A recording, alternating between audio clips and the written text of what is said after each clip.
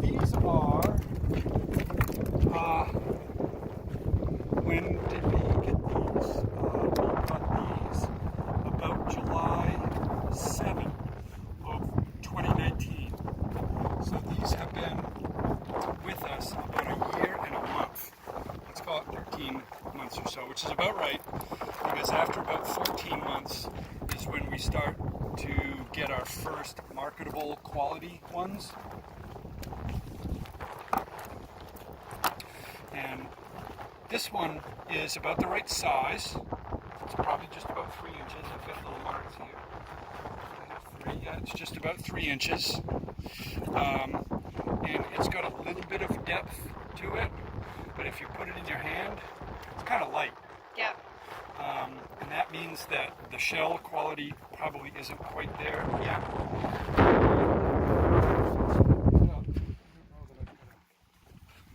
Brush it.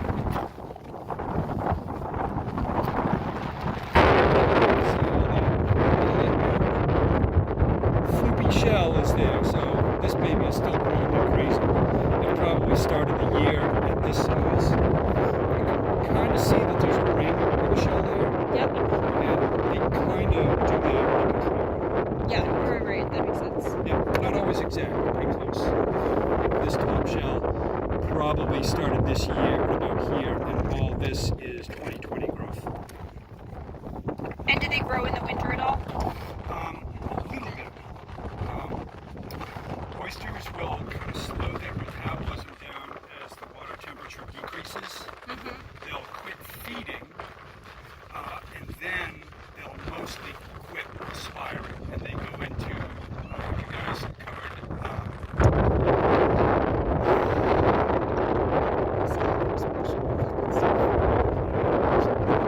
Oh, yeah. Okay. So like lactic acid or... and I've forgotten that. Yeah, that's...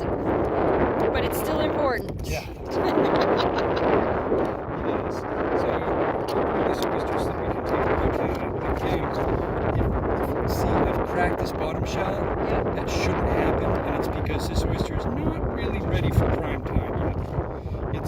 It's kind of, it's long enough, but it's not really got the quality that I'm looking for. So, here's the inside of that oyster, pretty much right there. And I'm going to open a better one to show the different parts of the oyster. Okay. The size of the meat relative to the size of the shell, this is kind of small. There's not much meat there. Okay. Where's the burger? Where's the beef? There's the beef. Where's the beef? Yeah.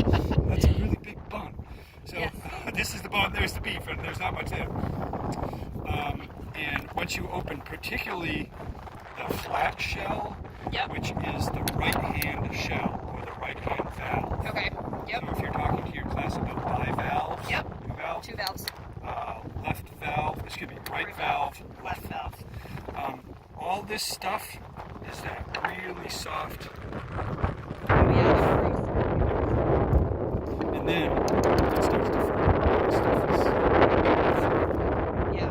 So, if there was some change in, like, say, pH or something of the water, say, acid rain or something like that, would it classification? It could. The way that the science and industry observations seem to be going at the moment is that there have been some effects at the hatchery Okay. for these guys. All right. Because the larvae are less than, when they get ready to settle, they're almost a half a millimeter small, Mm-hmm. and their larval shell is made out of aragonite. Okay. And aragonite is another form of calcium carbonate, and it turns out that it's easily dissolved. Okay. This shell is mostly calcium carbonate. So, and I know I'm kind of getting into the weeds here. No, that's part of it. But the pH or the ocean acidification issue seems to be more of an issue for those very small Bitty. oysters than when they get to the size. And where you say that you get them, so you must get them from somebody. Do. Oh.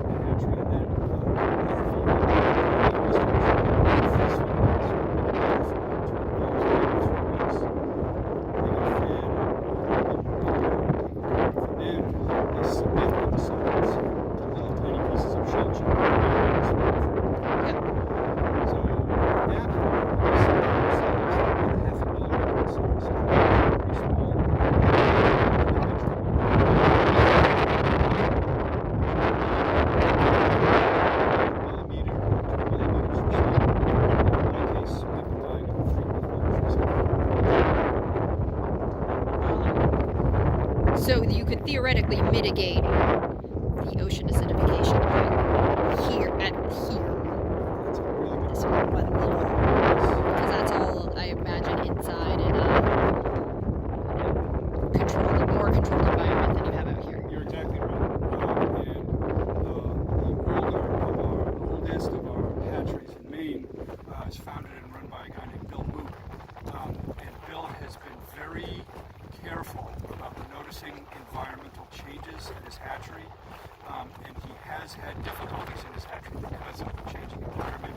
And he's become very much one of the leading industry voices about environmental change and ocean acidification in particular. That's awesome. Those are the kind of people that I think we need to hear from more than like academics, because people want, when they can't get their lobsters and they can't get their oysters, then they're going to care. Like, I feel like that's the... One of the things that I really like... No, that's just going to be the linchpin, is like, I can't get the things that I want. Yeah. Inconvenience. Indeed. Hit them while where they eat. Yes. My table is wobbly. I gotta do something about that. It's okay. Yeah, so these are the 2019s, and I think we probably have 60,000 of them about. Holy crap. In the rest of these bags, and they'll get spread out over time.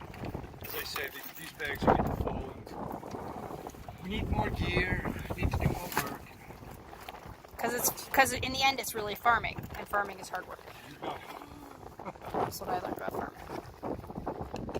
And sometimes they will grow on one another. The shells will stick together. Yeah. You